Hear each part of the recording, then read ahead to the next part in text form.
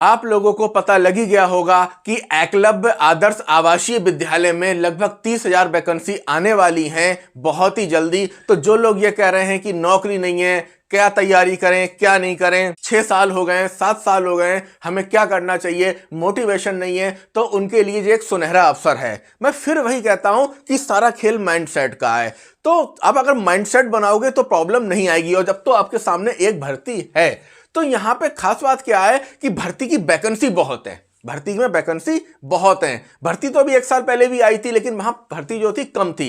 इस बार जो सबसे ज्यादा भर्ती हैं वो किसमें, टीजीटी और पीजीटी में है। अगर दोनों की कंपेयर करें तो यहां भी जो सबसे ज्यादा भर्ती है वो किसकी है, टीजीटी की है। तो आज हम जो है ईएमआरएस, इसको कहते हैं एकलव्य आदर्श आवासीय विद्यालय में जो टीजीटी की वैकेंसी है, इसके बारे में हम चर्चा करेंगे कि इसका क्या सिलेबस है और क्या इसमें योग्यता है, क्या एज चाहिए। पता तो आपको सब कुछ लग गया होगा, बहुत सी जगहों से आपको पता लग गया होगा, लेकिन यह वीडियो खास होने वाली है आपके लिए, क्योंकि जो उन्होंने सिलेबस दिया है इसको मैंने व्यवस्थित करके और कैसे क्या करना है, कैसे तैयार करना है और सिलेबस कैसे कंट्रोल करना है, यह आपको बताया जाएगा। क्योंकि इसमें 6 पार्ट हैं और 6 पार्ट में भी क्या है, खिचड़ी है। और खिचड़ी में जो सबसे बड़ी प्रॉब्लम होती है सब्जेक्टों के साथ, एक तैयार करो दूसरा भूल जाए, पहले कौन सा तैयार करो बाद में कौन सा तैयार करो। आज आपका इन सब समस्याओं का क्या हो जाएगा, समाधान हो जाएगा। तो ईएमआरएफ टीजीटी, ध्यान रखिए यहां हम केवल टीजीटी के बारे में बात कर रहे हैं, पीजीटी के बारे में अगली बार बात करेंगे, ठीक है। आपको अगर पीजीटी की जानकारी चाहिए तो आप कमेंट कर सकते हैं जानकारी के लिए। तो यहां पे जो टीजीटी है, ट्रेंड ग्रेजुएट टीचर, आप जानते ही होंगे।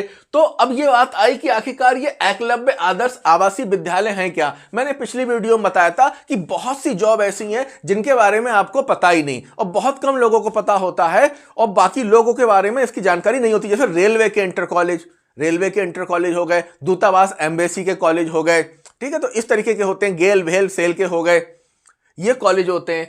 तो यहां पे क्या है, एकलव्य आदर्श आवासीय विद्यालय। इसमें खास बात क्या है, आवासीय। डरिए मत आवासीय से कि आपको लगेगा दिन भर वहीं रहना पड़ेगा, ये सब आपकी सुविधाओं के लिए है, ठीक है। तो ये इनमें होता क्या है, जो अनुसूचित जनजाति के बच्चे हैं उनकी पढ़ाई की गुणवत्तापूर्ण शिक्षा की व्यवस्था की जाती है। पद लगभग इसमें 30,000 से ऊपर पद हैं, जिसमें टीजीटी पीजीटी और अन्य वैकेंसियों के भी हैं। आयु इसमें 35 साल मांगी है। ध्यान रखिए, गलत फहमी मत रहिए कि इसमें 40 साल एज मांगी है, क्योंकि और में क्या होता है 18 से 40 साल ना भाई, 40 साल नहीं, इसमें 35 साल एज, अधिकतम एज आपकी जो है वो 35 साल होनी चाहिए। लेकिन अगर आप ओबीसी के हैं तो आपको 3 साल की छूट मिल जाएगी। ओबीसी के हैं तो 3 साल की छूट मिल जाएगी। अगर आप एससी एसटी के हैं तो आपको 5 साल की छूट मिल जाएगी। और अगर आप महिला हैं तो आपको 10 साल की मिल जाएगी। महिलाओं के लिए यहां स्पेशल 10 साल की छूट है, ठीक है।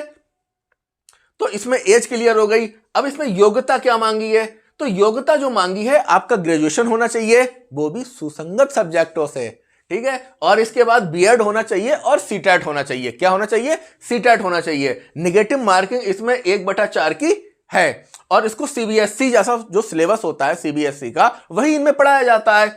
और कॉम्बिनेशन आपका एलटी ग्रेड और टीजीटी में चलता है, वही आपका ईएमआरएफ टीजीटी में भी चलता है। जैसे देखा होगा एसएसटी में कि आपके पास 4 में से 2 सब्जेक्ट होना चाहिए। इनने तो स्पेशल कह दिया है कि एक हिस्सा ज्योग्राफी और एक हिस्ट्री इसके साथ कनेक्शन में होना चाहिए। इसके बाद इसका सिलेबस क्या है, तो इन्होंने इसका जो सिलेबस दिया है वो कितने पार्ट में दिया है, 4 पार्ट में दिया है। तो होता क्या है, देखो बहुत सी जगह आपने कई वीडियो में देखा होगा ईएमआरएस के बारे में, एकलव्य आदर्श आवासीय विद्यालयों के बारे में, बहुत सी योग्यता के बारे में सिलेबस समझाया होगा। मैं तो बस एक चीज आपसे यह कहना चाहता हूं कि कोई भी भर्ती आए तो एकदम उसकी तैयारी मत करो, क्योंकि ये साइकोलॉजिकल रूप से ठीक नहीं है कि अचानक कोई भर्ती आई और आप उसमें जुड़ गए। मोटिवेशन टिक नहीं पाएगा बहुत लंबे समय तक। मोटिवेशन जो होता है वो 2 तरीके का होता है, एक आंतरिक मोटिवेशन, एक बाह्य मोटिवेशन। जो आंतरिक होता है वो एक तरीके से क्या होता है, उबाल होता है, और जो बाह्य मोटिवेशन होता है वो उफान होता है। जैसे दूध होता है ना, तो एकदम उफान आया, सारी मलाई निकल गई, दूध सब निकल गया, मामला खराब हो गया। एकदम तो गर्मी आई लेकिन बाद में मामला खराब हो जाता है। लेकिन जो आंतरिक मोटिवेशन होता है वो उबाल की तरह होता है, जो धीरे धीरे उबलता रहता है। तो मैं आपको एक खास चीज यही बताने वाला हूं कि आखिरकार ये सब चीज मैंने आपको बता दिया। सिलेबस अभी बताएंगे, कॉम्बिनेशन बता दिया, आयु बता दी, पद बता दिए, क्या है ये बता दिया कि अनुसूचित जनजाति के बच्चों को पढ़ाने के लिए स्कूल होते हैं। जो कंडीशन नवोदय की है वो जस्ट यहां पे है, जैसा नवोदय का हिसाब है वैसा ही हिसाब यहां पर है, ठीक है। तो आप एकदम इसमें मत घुसिए, एकदम इसकी तैयारी मत करिए, एकदम अपने आप को मोटिवेट मत करिए कि हाँ हम तैयारी करेंगे और कुछ समय के बाद आपका मोटिवेशन स्लो हो जाए। बस आपको काम यह करना है, सिलेबस को तैयार करने से पहले, समझने से पहले कि कारण क्यों जाए, मतलब क्यों किया जाए, क्यों किया जाए। तो यहां पे क्यों किया जाए ये चीज आपके पास जवाब होना चाहिए कि आखिरकार मैं एकलव्य आदर्श जो आवासीय विद्यालय है इसमें जॉब क्यों करूं, क्यों लूं, क्या कारण है। तो पहले आपके पास कारण होना चाहिए, क्योंकि जब तक कारण नहीं होता कारण नहीं होता। ये तो आप भी अच्छे से जानते हैं, जब जब कोई वजह थी, जब जब कोई कारण था तब आपने कांड कर दिया, और जब आपके पास कोई वजह नहीं थी, जब आपके पास कोई कारण नहीं था तो आपसे कहा भी कि भाई ऐसा काम कर दो, तब भी आपने आलस दिखाया, वहां पे काम नहीं किया। ये तो आप भी जानते हैं कि कोई भी काम है जो मूर्ख से मूर्ख बच्चा भी या मूर्ख से मूर्ख व्यक्ति भी बिना कारण के कोई कार्य नहीं करता। हां, अगर कारण स्ट्रांग है तो वो कार्य को बहुत तेजी से करता है। तो यहां पे आपके 6 मेन चीजें हैं। कितने कारण है? 6। तो 5 तो आप मेरी तरफ से मान लीजिए, 5 कारण तो मैं आपको दूंगा।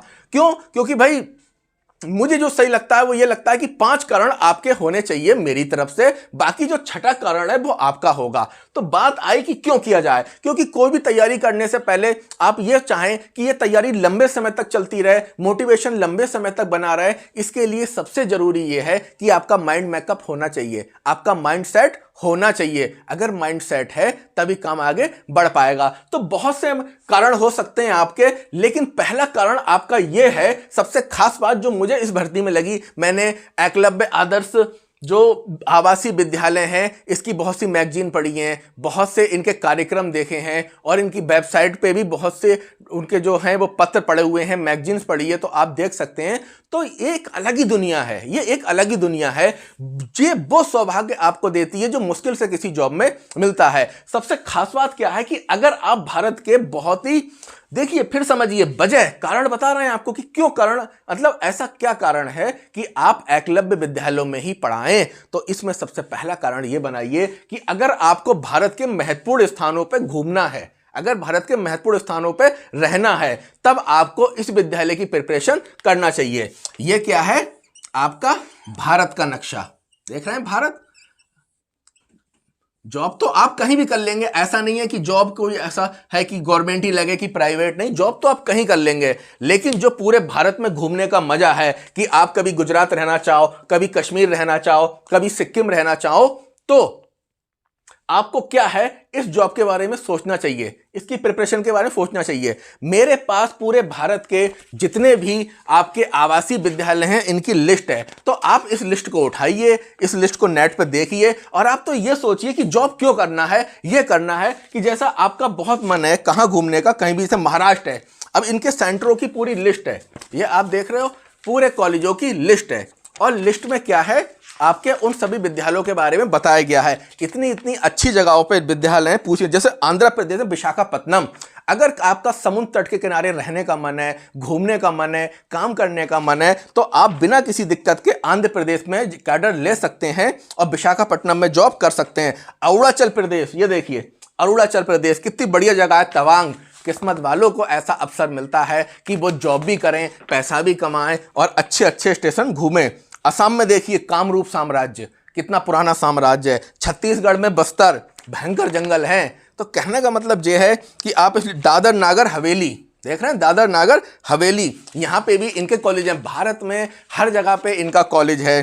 गुजरात में नर्मदा के तट पे, ओहो, जब आप स्कूल पढ़ा के जाएंगे नर्मदा तट पे क्या बात होगी।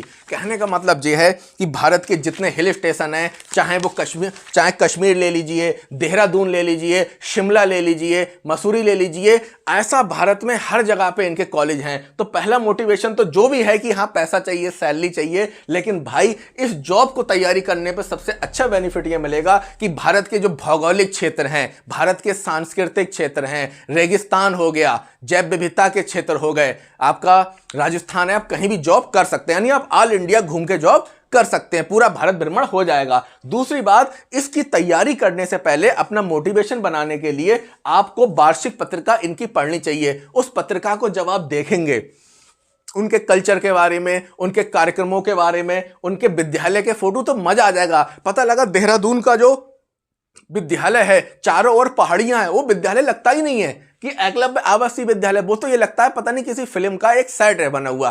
तो कुल मिला के आपको विद्यालय के पहले फोटो देखने चाहिए जो अलग अलग रीजनल जगहों पर हैं। इसके बाद उनके सांस्कृतिक कार्यक्रमों के फोटो, क्योंकि भाई बच्चे जो होते हैं वो कल्चर प्रोग्राम करते हैं, वैसे ही उनकी ड्रेस होती है, वेशभूषा होती है, पोशाक होती है। और अगर आप कहते हैं कि मैं शिक्षक इसलिए बना हूं, मैं समाज सेवा करना चाहता हूं, तो इससे अच्छी सेवा हो नहीं सकती। क्यों? क्योंकि यहाँ के जो बच्चे हैं उनको वास्तव में आपकी जरूरत है, उनको ज्ञान की जरूरत है। तो सबसे बेहतर चीज जो है आपके लिए यही है।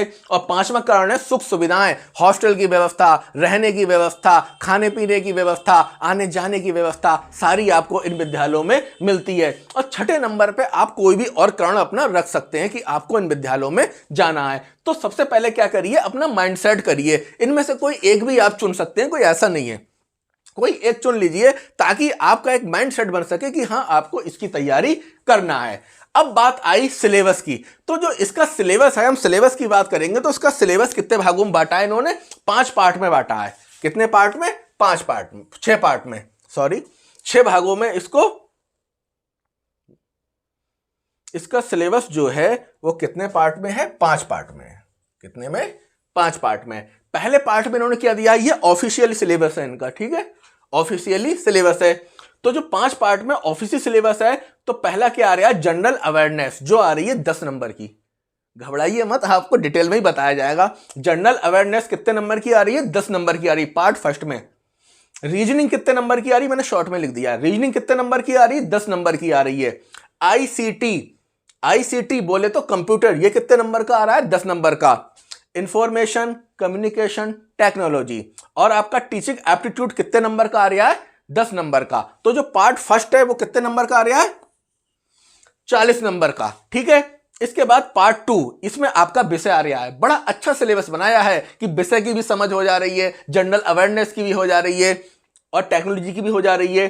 तो जो पार्ट फर्स्ट है इसमें क्या है? 65 नंबर का आपका शुद्ध सब्जेक्ट आ रहा है। कितने नंबर का? 65 नंबर का। और इसी का जो शिक्षण है वो कितने नंबर का है? 10 नंबर का है। और इनके सिलेबस की जो सबसे अच्छी और खास बात जो है कि जो किसी स्टेट गवर्नमेंट के सिलेबस में नहीं मिलेगी, इन्होंने जहां से सिलेबस को बोलेंगे क्वेश्चन वहीं से पूछेंगे, ना 1 इंच ऊपर जाएंगे ना 1 इंच नीचे आएंगे। और इतना तो इन्होंने गेम आसान कर दिया है कि जैसे सब्जेक्ट के साथ इन्होंने पेडागोजी लगाई है, शिक्षण लगाया है, तो शिक्षण में स्पष्ट कह दिया, एक तो हम स्पेशली क्रिएटिविटी यानी टीचर की जो गतिविधियां होती हैं, क्रिएटिविटी वाला पोर्शन पूछेंगे आपसे शिक्षण में। और दूसरा केस स्टडी। क्या पूछेंगे? Case study. आप लोगों ने अगर बीएड किया होगा तो आपका जो फर्स्ट साल में पेपर था चाइल्डहुड एंड ग्रोइंग अप, तो उसमें एक टॉपिक था केस स्टडी। मतलब तुम्हें समुंदर से बाहर निकाल के किनारा दे दिया और कहा कि कुछ मत करो, तुम केवल क्या करो? केस स्टडी पढ़ लो और स्पेशली एक्टिविटी पढ़ लो। तो ये कितने नंबर का आएगा? 10 नंबर का आएगा। इसके बाद जो पार्ट थर्ड है, कौन सा है? Part third. इसमें एनईपी बहुत अच्छा काम किया कि इन्होंने इसको शुद्ध रखा। हालांकि शिक्षण में भी एनईपी आएगी, लेकिन इस वाले में नहीं आएगी, इस वाले में आएगी। तो जो एनईपी है उससे 3 नंबर दे रहे हैं और आपके खेल से कितने दे रहे हैं? 2 से। कुल मिला के यहां पे कितने दे रहे हैं? 5 नंबर। कितने नंबर दे रहे हैं? 5 नंबर। तो एनईपी से 3 क्वेश्चन आएंगे और खेल में क्या है? खेलो इंडिया, ठीक है, पीटी के बारे में थोड़ा सा और गेम के बारे में। यहां से आपके कितने नंबर आ रहे हैं? 5 नंबर। वो अलग बात है कि इस बार 2 नंबर यहां से पूछ ले तो 3 नंबर। कुल मिला के 5 नंबर मिक्स आएंगे और उसमें आपका एनईपी नेशनल एजुकेशन पॉलिसी और आपका खेल आएगा। इसके बाद जो पार्ट आपका 4th है, ये बहुत डेंजरस पार्ट है। इस पूरे सिलेबस का जो सबसे डेंजरस पार्ट है वो यही है। और इतना डेंजरस है कि आप पूछिए मत। इसमें भाषा पूछ रहे हैं। क्या पूछ रहे हैं? भाषा।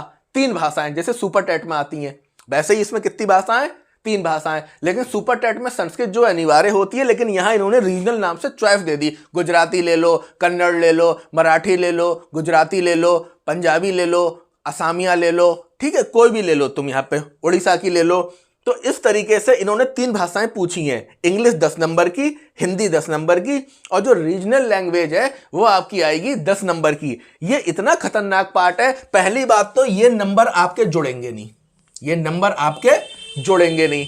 दूसरी बात, अगर ये क्वालिफाई नहीं हुआ तो कॉपी चेक होगी नहीं, अगर ये क्वालिफाई नहीं हुआ तो कॉपी चेक होगी नहीं। और उससे भी जो खतरनाक बात है, उससे भी जो खतरनाक बात है, वो खतरनाक बात क्या है कि हर भाषा में आपको 40% लाना है। ऐसा नहीं कि तीनों को मिला के 40% लाना है, ना जी ना, आपको हर भाषा में 30%, वो 40% लेके आना है। अगर इंग्लिश है तो 40% लाना है। 40 का मतलब 4 नंबर आपको चाहिए ही चाहिए। अगर इंग्लिश में 4 नंबर नहीं आए, कॉपी चेक नहीं होगी।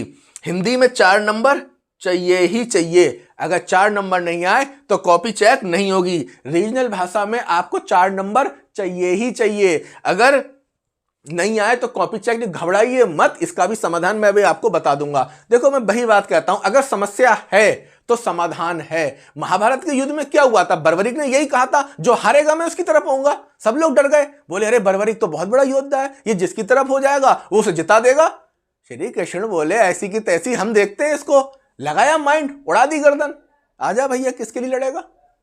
तो ऐसा नहीं है, समस्या नहीं, समस्याएं केवल हमारे दिमाग में होती हैं, समाधान हर समस्या का है। हाँ, वो आप नहीं सोच सकते। क्यों नहीं सोच सकते? इसके पीछे कहीं ना कहीं दोष जो है वो शिक्षा व्यवस्था का भी है। वो ये है कि जो लोग यूपी बोर्ड से पढ़े हैं उनके आगे समस्या क्या है, जो लोग यूपी बोर्ड से पढ़े हैं तो उनको कोई काउंसलर नाम की चीज नहीं मिली ताकि उनको गाइड कर सके, उनको बता सके कि प्रॉब्लम समाधान कैसे होता है। लेकिन सीबीएसई ने इस पर बहुत अच्छा ध्यान दिया है, विशेषकर जो केवीएस हैं, एनबीएस हैं, वहां क्या होता है, काउंसलर की व्यवस्था है। बच्चे को जो प्रॉब्लम आई, जैसी प्रॉब्लम आई और आने के बाद क्या हुआ, बस काउंसलर ने समाधान कर दिया। तो बच्चे को शुरू से लेकर आखिर तक ना तो पढ़ाई में कोई दिक्कत आती है, ना कैरियर को लेकर कोई दिक्कत आती है, ना अन्य चीजों को लेकर कोई दिक्कत आती है। पर यूपी बोर्ड वाले बच्चों की समस्या क्या है, काउंसलर नाम की कोई चीज होती नहीं है, और इसी मारे वो अनभिज्ञ होते हैं इस शब्द से, उन्हें पता ही नहीं काउंसलर क्या होता है। क्योंकि बच्चे की जो समस्या है वो खुद के लिए, बच्चे के लिए बहुत बड़ी होती है, और हमेशा एक समस्याग्रस्त व्यक्ति अपनी समस्या का समाधान नहीं कर सकता,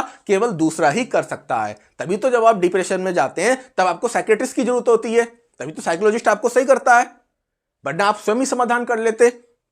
और कई बार ऐसा होता है कि आप अपनी समस्या नहीं सुलझा पा रहे हैं, आपका दोस्त आया, उसकी कोई बड़ी समस्या है तो आप उसकी समस्या सुलझा देते हैं, जबकि वही स्थिति आप अपने ऊपर लागू नहीं कर पा रहे थे। तो कितना खतरनाक है कि हर पार्ट में आपको 40% चाहिए ही चाहिए, और अगर किसी भी पार्ट में 40% नहीं आए, किसी भी लैंग्वेज में, आपकी कॉपी चेक नहीं होगी। ऑल ओवर आपको 4 के साथ 3 चौक 12 नंबर चाहिए ही चाहिए।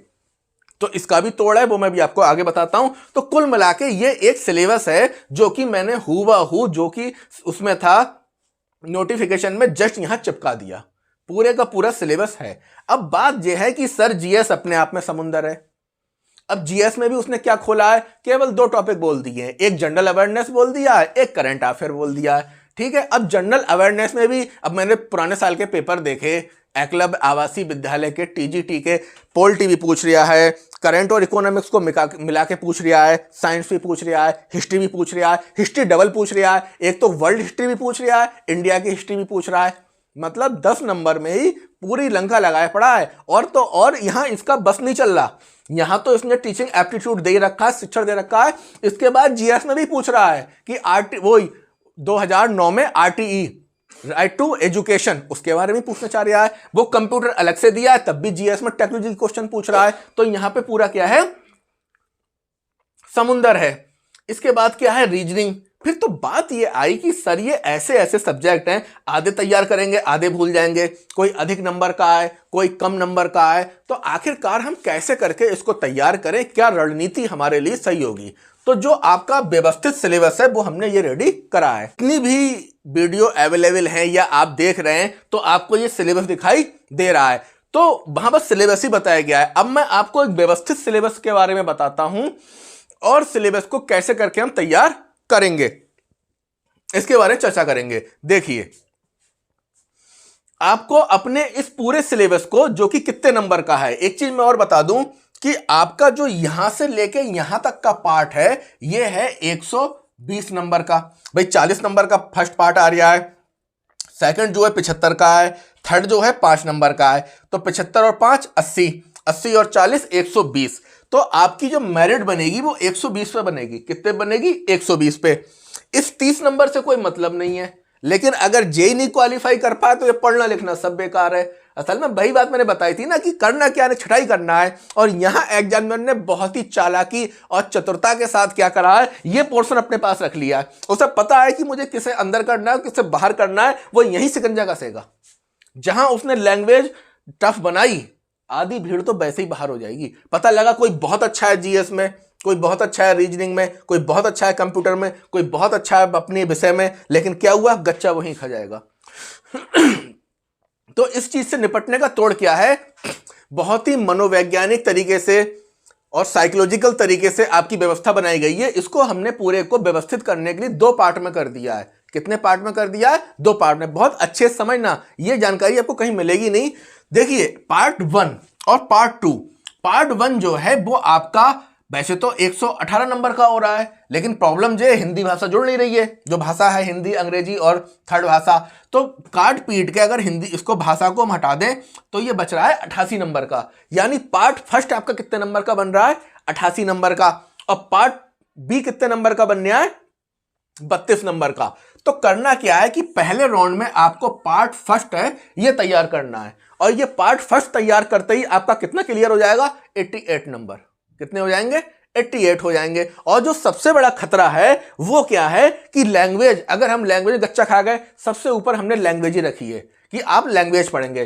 तो पहले पार्ट में आपको क्या पढ़ना है? भाषा पढ़नी है, विषय पढ़ना है, और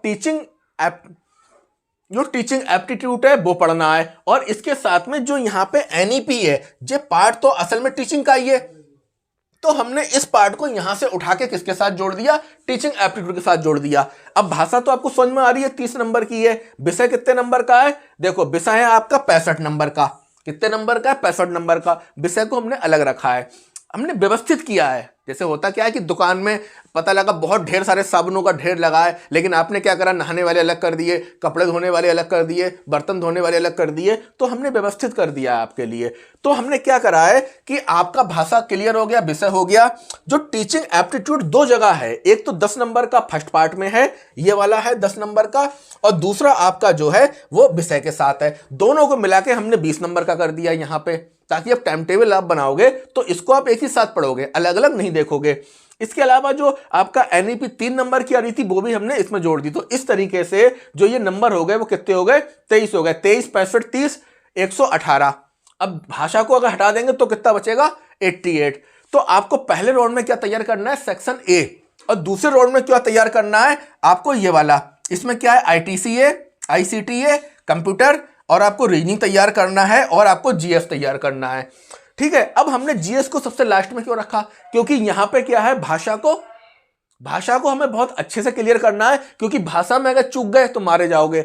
विषय को बहुत अच्छा रखना है, जो आपकी रीढ़ है, और रीढ़ का मतलब क्या होता है? जो आपको पीछे से बैकअप देती है। और टीचिंग एप्टीट्यूड और ये सब मिला के 23 नंबर का हो गया। अब इसके बाद आईटीसी को हमने, इसके बाद नए नंबर पर हमने आईटीसी को रखा है, आईसीटी को रखा है। क्यों? ये कंप्यूटर है, आप ठोस तैयारी करेंगे, काम हो जाएगा। रीजनिंग को बीच में इसलिए रखा है क्योंकि मुझे पता है 10 क्वेश्चन आ रहे हैं तो आप 6 या 7 ही करोगे, क्योंकि रीजनिंग का क्वेश्चन उलझाता भी है, टाइम भी लेता है, टाइम को बर्बाद भी करता है। बन जाए तो ठीक, वरना यही नहीं पता 5 मिनट लग जाए, 10 मिनट लग जाए, या देखते ही देखते बन जाए। तो इसको हमने लास्ट में रखा है। और जीएस, बहुत से लोगों को तो जीएस ही बर्बाद कर देगी। बोले क्या पढ़ रहे हैं? बोले फर्स्ट पेपर पढ़ रहे हैं जिसमें जीएस आती है। मेरे भाइयों, जीएस जो है मात्र 10 नंबर की है, इसके ऊपर की नहीं है। जीएस को मैं नहीं कह रहा तैयार नहीं करना है, जीएस को तैयार करना है, लेकिन इसको लास्ट में देखना है। ठीक है। अब इसमें जो नंबर है खेल, तो खेल अक्सर में जो खेलो इंडिया है और आपका गेम्स के बारे में, पीटी के बारे में, तो ये सब जो है जीएस के अंतर्गत आता है। तो हमने जो 2 नंबर थे इसके यहां पे जोड़ दिए। तो आपको दोनों खंड समझ में आ गए। अब आपको तैयारी कैसे करना है? तैयारी ऐसे करना है कि पहले वाले पार्ट को तैयार करने के लिए आपको अपने दिन को 3 भागों में बांट देना है। कितने भागों में बांट देना है? 3 भागों में बांट देना है। आप देख रहे हो, दिख रहा होगा, भाषा 30 नंबर की है, टीचर एप्टीट्यूड 23 नंबर का है, और विषय कितने का है? 65 नंबर का है। हैवी नंबर पे है क्या? विषय। तो आपको अपने दिन को 3 भागों में बांट देना है, और एक भाग क्या देखना है? अपना सब्जेक्ट।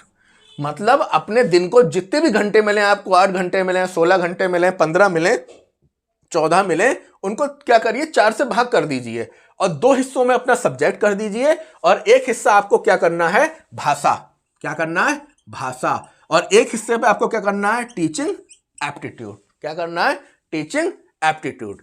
मतलब आपको अधिक समय लगाना है अपने सब्जेक्ट पे, उसके बाद लगाना है भाषा पे और उसके बाद लगाना है टीचिंग एप्टीट्यूड पे। वही बात आ गई कि पता लगा 120 जिसमें मेरिट बन रही है उसमें तो आ गए आपके 110, मतलब आपका कोई काट ही नहीं है। अब पता लगा कि यहां पे आप गच्चा खा गए। अब आप कहोगे सर ऐसा तो नहीं है कि हिंदी हमारी बहुत बेकार हो, इंग्लिश बहुत बेकार हो। बेटा एक बात ध्यान रखो, परीक्षा हॉल का कुछ नहीं पता, आपके कब सर में दर्द हो जाए, आपकी कब धड़कनें बढ़ जाएं, आपको कब टेंशन हो जाए, आपको कब डिप्रेशन हो जाए, आप कब टेंशन में आ जाओ और बनते हुए क्वेश्चन बिगाड़ दो। जैसा भी मेरा कजिन जो था वो पुलिस का एग्जाम दे के आया था, तो कई बार क्या हुआ कि गाने बजते ही रहते हैं, लोग सुनते हैं आसपास, तो एक अलग टाइप का गाना बज रहा था। तो पूछा भैया गाना ये कौन सी भाषा का है? मैंने कि ये रसिया है, इसको ये एक लोकगीत होता है ये रसिया, जो कि ब्रज के आसपास में खूब अच्छे से गाया जाता है। अब ये अगर उस एरिया में बरकुर करे होंगे तो उनको अच्छा लगा होगा, वो इसको लगातार सुन रहे हैं, तो उसको खूब पता था कि ये क्या है, एक लोकगीत है। और जब उसके पुलिस के एग्जाम में आया कि ब्रज में राधा और कृष्ण के लोकगीत जो होते हैं उनको क्या कहते हैं, तो चार कुला लगा के आया और उसको ध्यान नहीं रहा रसिया। तो कहने का मतलब वो उसके माइंड में था, लेकिन परीक्षा की जो घबराहट है, परीक्षा की जो टेंशन है, वो आता हुआ क्वेश्चन बिगाड़ देती है। पता लगा गोला भरना है कोई सा, भर गया कोई सा, टिक लगाना है कोई सा, लग गया कोई सा। तो अगर इस चीज से बचना है, और वहां भी मैं एक चीज और बताऊं कि आपको तैयारी में शुरुआत भाषा से ही करनी है, अपनी शुरुआत भाषा से ही करनी है, स्ट्रांग रखना है। और जब पेपर देने जाओगे तो सबसे पहले कतई ठंडे और फ्रेश माइंड से भाषा ही क्लियर करोगे। वो तो जे अच्छा है कि पूरे यूपी में इसके पेपर नहीं होते, केवल लखनऊ में पेपर होता है। इन्होंने एक एक सिटी में रखा है पेपर, एक राज्य एक सिटी, यानी आप अगर यूपी से हैं तो आपका पेपर जो है लखनऊ में ही होगा। ठीक है, तो जब आप पेपर देंगे तो सबसे पहले आपको बहुत ही होश में, बहुत ही सावधानी के साथ भाषा का पोर्शन करना है। भले ही 30 में 30 आ जाएं, लेकिन यहां लापरवाही नहीं करना है। तो आपको पहले राउंड में भाषा, आपको विषय और टीचिंग एप्टीट्यूड तैयार करना है। ठीक है, तो आपको 2 हिस्से क्या पढ़ना है, सब्जेक्ट और अपने इसको क्या पढ़ना है, आप इसको समझ सकते होंगे, रीजनिंग आप सभी लोग पढ़ते ही हैं। इस हिस्से में क्या पढ़ना है, भाषा और टीचिंग एप्टीट्यूड, इतना कंप्लीट करना है। और जब ये आपका कंप्लीट हो जाए, परीक्षा अभी तो होगी नहीं, चुनाव के बाद होगी।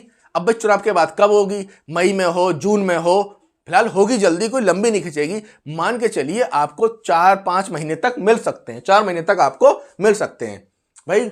मार्च, अप्रैल, मई, जून, 4 महीने मान के चलिए मिल सकते हैं। तो आपको पूरी ताकत से जो है इसको तैयार करना है। अब जैसे विषय 65 नंबर का है तो आपके मान चलिए आधा विषय तैयार हो गई, भाषा भी कुछ ना कुछ तैयार है, ये तैयार है, तो आपको 2 महीने के अंदर या कैसे भी करके आपको पार्ट फर्स्ट तैयार कर लेना है, नोट्स बना लेना है। और नोट्स बनाने के बाद इसको रिवीजन पे ले आना है। क्या करना है, रिवीजन पे ले आना है। ये काम कंप्लीट हो गया। कंप्लीट होने के बाद आपको दूसरा खंड पकड़ना है, बी वाला, दूसरा पकड़ना है बी वाला। अब क्या करेंगे, अब आप अपने दिन को 4 भागों में बांट देंगे। कितने भागों में बांट देंगे, 4 भागों में, जिसमें आप मॉर्निंग में क्या पढ़ लेंगे, रीजनिंग। दिन के एक हिस्से में क्या पढ़ेंगे, रीजनिंग।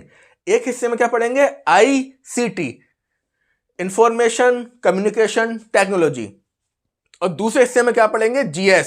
और जो आपका चौथा हिस्सा है इसमें आप इसका क्या करेंगे, मॉक टेस्ट लगाएंगे। जो आपने देखो 2 तरीके होते हैं, एक होता है रिवीजन करना, एक होता है मॉक टेस्ट लगाना। यानी रिवीजन के 2 तरीके हैं अकॉर्डिंग पेडागोजी, या तो आप रिवीजन करें या आप मॉक टेस्ट लगाएं या पुराने साल के पेपर लगाएं। तो यहां पे रिवीजन करना एक बहुत ही पुराना पैटर्न है। रिवीजन में क्या प्रॉब्लम है, जब आप रिवीजन करते हो तो आप एक तरफ से करते हो, आपको यही नहीं पता कौन सा हिस्सा आपको आता है कौन सा नहीं आता है। लेकिन जब आप मॉक टेस्ट लगाते हो, ओल्ड क्वेश्चन पेपर लगाते हो, तो उस सब्जेक्ट के जो हिस्से आपके वीक होते हैं वो क्वेश्चन बिगड़ जाता है। और जब वो क्वेश्चन बिगड़ जाता है आप उसका टॉपिक पकड़ लेते हो, और फिर जो रिवीजन होता है वो बिगड़े हुए क्वेश्चन का होता है, बिगड़े हुए टॉपिक का होता है। इसमें फायदा ये होता है कि रिवीजन तो दोनों कंडीशन में होगा, लेकिन जो किसका होगा, जो आपका वीक है, जो आपका कमजोर है। तो आपको क्या करना है, एक हिस्से में अपने मॉक टेस्ट लगाना है और ओल्ड क्वेश्चन पेपर। और ये मॉक टेस्ट कोई मार्केट का नहीं होना चाहिए, ओल्ड क्वेश्चन पेपर। जैसे CBSE करा रहा है इसको, प्रोफेसर तो उन्हीं के होंगे, ऐसा तो नहीं है कि वो प्रोफेसर अलग होंगे। तो करना क्या है, KVS के ओल्ड क्वेश्चन पेपर ले लिए, TGT के, डीएसएसबी के ले लिए, और क्या होता है एनबीएस के ले लिए। तो जब तुम और इसी के ले लिए एकलव्य आवासीय विद्यालय के, आप अपने सब्जेक्ट को देख देख के मॉक टेस्ट लगाते रहो, जो टॉपिक बिगड़े उसका रिवीजन करो। तो इस तरीके से आपको पहले हिस्से में क्या तैयार करना है ये, और दूसरे हिस्से में तैयार करना है ये। और जब इसके बाद आप जीएस पे आओ तो थोड़ा सा आपको सावधान रहना पड़ेगा, क्योंकि जीएस का वही बात है समुंदर है, लेकिन नंबर कितने हैं 10 हैं। ज्यादा इस पर फोकस नहीं करना है। अभी हम पुराने साल के ओल्ड क्वेश्चन पेपर देख रहे थे, तो पॉलिटी से क्वेश्चन पूछा है, ज्योग्राफी से पूछा है, हिस्ट्री वर्ल्ड की भी पूछा है, इंडियन से भी पूछा है, साइंस से पूछा है, करंट और इकोनॉमिक्स को मिला के पूछा है। ठीक है, इसके बाद एजुकेशन जीके के बारे में पूछ लिया है, और टीचिंग के बारे में पूछा है, और थोड़ा सा टेक्नोलॉजी के बारे में पूछा है। ठीक है, तो कुल मिला के करना क्या है, पहले हिस्सा आपको यह तैयार करना है और दूसरा हिस्सा आपको यह तैयार करना है। ठीक है, इस तरीके से हो गया। अब आप लोग कुछ कहते हो कि तैयारी करा दो, पढ़ा दो, तो बेटा हमारा काम है गाइड करना। पढ़ाना भी काम है, लेकिन उससे पहले हमारा काम है गाइड करना और आपको समझाना। और इसके बाद भी अगर इसमें आपको कोई दिक्कत आ रही है तो आप कमेंट करके अपनी समस्या बता सकते हैं, क्योंकि यह हमारा ही काम है इसका पोस्टमार्टम करना, सिलेबस का ओल्ड क्वेश्चन पेपर को एनालिसिस करना, उसके अकॉर्डिंग टॉपिक तय करना। तो आपको अगर कोई दिक्कत आ रही है तो आप क्वेश्चन करके पूछ सकते हैं। और अगर पढ़ाने की बात आई, तैयारी कराने की बात, तो मैं केवल संस्कृत की तैयारी कराऊंगा और जीएस की, और इसके साथ में आपकी टीचिंग एप्टीट्यूड की। तो जो लोग संस्कृत की तैयारी करना चाहते हैं, संस्कृत वाले, वो कमेंट करके बता सकते हैं, मैं आपको संस्कृत पढ़ा सकता हूं, पहला सब्जेक्ट, और दूसरा सब्जेक्ट जीएस, और इसके बाद में आपको टीचिंग एप्टीट्यूड, मतलब जे जो है 23 नंबर और यहां पे ये 12 नंबर। ठीक है, बाकी मैं आपको मटेरियल रेडी करके दे देता हूं कि कैसे पढ़ना है, क्या करना है, आप उसके अकॉर्डिंग काम कर सकते हैं। और यहां भी अब दो तरीके के स्टूडेंट होंगे। एक तो वो होंगे कि जिनको कोई पेड कोर्स चाहिए, रेडीमेड मामला चाहिए, तो भाई कोई दिक्कत नहीं है, आप लोग पेड कोर्स ले लीजिए, रेडीमेड ले लीजिए, हम तो कोई पेड कोर्स देते नहीं है। लेकिन पेड कोर्स का एक बहुत बड़ा नुकसान यहां यह होता है कि विषय विशेषज्ञ और एक्सपर्ट मिलकर क्या होते हैं, मटेरियल रेडी करते हैं और आपको परोस देते हैं। आप उसे याद तो कर लेते हो, आप उसे तैयार तो कर लेते हो, लेकिन जब परीक्षा हॉल में जाते हो और एग्जामिनर थोड़ा भी क्वेश्चन घुमा देता है, और वहां पे जो प्रेशर होता है, दबाव होता है, घबराहट होती है, उसको आप नहीं संभाल पाते, और फिर आपके क्वेश्चन बिगड़ना शुरू हो जाते हैं। और जैसे ही आप परीक्षा हॉल के बाहर आते हो और यही कहते हो पेपर तो सब आता था, लेकिन मेरे दिमाग को पता नहीं क्या हो गया, 12-13 क्वेश्चन तो ऐसे बिगड़े हैं जो बिल्कुल मुझको आते थे और बहुत अच्छे से आते थे। तो अगर आप किसी का बना बनाया मटेरियल लेते हो तो आपको इन चीजों का सामना करना पड़ेगा। लेकिन अगर आप सेल्फ स्टडी करते हो, हमारे गाइडेंस के अंतर्गत चलते हो और रिसर्च करते हो, होमवर्क करते हो, असल में होमवर्क बहुत खतरनाक चीज है। आप होमवर्क का अर्थ आज तक समझ ही नहीं पाए कि होमवर्क क्या होता है। यही तो अंतर होता है अन्य जांच एजेंसियों में और सीबीआई में। सीबीआई क्या करती है, होमवर्क करती है, और कितना खतरनाक करती है। क्रिमिनल तो यही सोचता है कि मुझे तो कोई पकड़ ही नहीं पाएगा, मुझ तक कोई पहुंच ही नहीं पाएगा, लेकिन जब सीबीआई होमवर्क करती है पूरा उस पर, तो बहुत आसानी से खतरनाक केस भी सुलझा देती है। तो कहने का मतलब यह है कि जब आप सेल्फ स्टडी करेंगे, पुराने साल के क्वेश्चन पेपर देखेंगे, सिलेबस देखेंगे, हमसे हेल्प लेंगे, हमसे डिस्कशन होगा कैसे क्या है क्या नहीं है, तो जब आप होमवर्क करेंगे तो जो मोटिवेशन वाली समस्या है ना, कि आप लोग कहते हो मोटिवेशन नहीं आ रहा है, मोटिवेशन नहीं आ रहा है, मोटिवेशन नहीं आ रहा है, वो चीज़ तो कतई खत्म हो जाएगी। क्योंकि वहाँ क्या होगा, जब आप सिलेबस को, पुराने क्वेश्चनों को देखोगे और जब मटेरियल देखोगे, क्वेश्चन बनने लगेंगे, तो आपको मजा आने लगेगा। और ये मोटिवेशन वाली समस्या वहां पे बिल्कुल ही खत्म हो जाएगी, क्योंकि इंटरेस्ट आ गया, रुचि आ गई, फिर मोटिवेशन काय का चाहिए। क्योंकि जिम रॉन हुए हैं, उन्होंने बड़ी अच्छी बात कही है, यदि आप अपनी योजनाओं पे काम करते हो, यदि आप अपनी योजनाओं पे काम करते हो तो आपकी योजनाएं आप पर काम करेंगी। और कितना अच्छा लगता है, कुर्सी मेज लगी हुई है जिस पे सारा सामान, आपकी बुक्स रखी हैं, आप चाय वाय पी के आराम से उस पर बैठते हो, रिसर्च करते हो, पुराने साल के क्वेश्चन देखते हो, फिर थोड़ा होमवर्क करते हो, क्या देखना है, कहाँ से देखना है, तो अपने आप ही पढ़ाई में मन लगने लगता है। और फिर एग्जामिनर आपके साथ कोई भी छल पंच प्रपंच कर ले, कंपटीशन में क्वेश्चन कितना ही घुमाए, आप उसकी बारीक से बारीक चीजों को भी पकड़ लेते हो कि इसने इस तरीके से ऐसे करके क्वेश्चन को घुमा दिया। तो ना तो दबाव आप पे काम करेगा, ना प्रेशर आप पे काम करेगा, ना कोई टेंशन काम करेगी आपके ऊपर।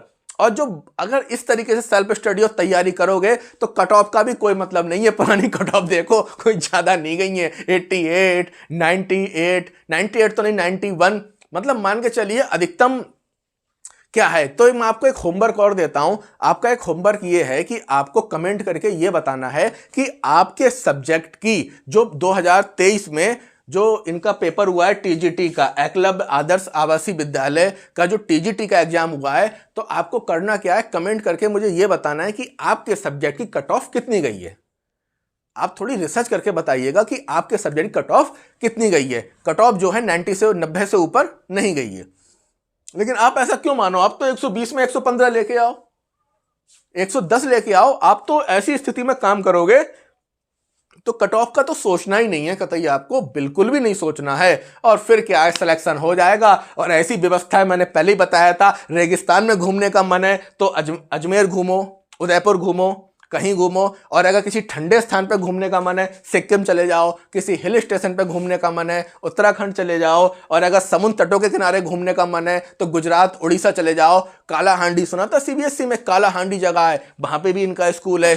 और अगर किसी टापू पे, तो टापू भी बहुत है, यहाँ कहीं भी आप अपने ज्वाइनिंग ले सकते हो, किसी भी स्थल में। कारगिल में भी इनका स्कूल है, मैं तो देख रहा था लिस्ट कारगिल में है, ठीक है, लेह में है, लद्दाख में है। यहाँ तो प्लान बनाते रहते हैं कि ले जाना है, लद्दाख जाना है, फिर सोचो कि अरे 1 महीना लगेगा, इतना टाइम क्या है, बहुत टाइम बर्बाद हो जाएगा। आप तो पढ़ाओ, पैसे भी कमाओ, आराम से सैलरी आ ही रही है, लद्दाख घूमो, ऑल इंडिया आप घूम सकते हैं। ये मैंने आपको सिलेबस को बता दिया था। इसके बाद अगर आपको और खोल के सिलेबस के बारे में जानकारी चाहिए कि सर हमें ये बता दो कि रीजनिंग में क्या पढ़ना है, जीएस में क्या पढ़ना है, टीचिंग एप्टीट्यूड में क्या पढ़ना है, कैसे क्या पढ़ना है, आप कमेंट कर देना, मैं आपके सिलेबस को और अच्छे से खोल दूंगा। और भी कोई समस्या है तो आप कमेंट करके बता सकते हैं। अगर आप लोगों की कोई समस्या है और आप लोग लाइव प्रॉब्लम सॉल्व करना चाहते हैं या कुछ पूछना चाहते हैं तो आप लोग कमेंट में जूम करके लिख सकते हैं। लेकिन जब आपके कम से कम 100 कमेंट आएंगे जूम क्लास के लिए, तभी आपकी जूम क्लास शुरू करी जाएगी जूम के ऊपर, जिसमें लाइव बैठ के डिस्कशन भी हो सकता है और आप कुछ पूछना चाहें तो पूछ भी सकते हैं। लेकिन जब ये 100 कमेंट्स आएंगे तभी ये व्यवस्था आपको मिल जाएगी।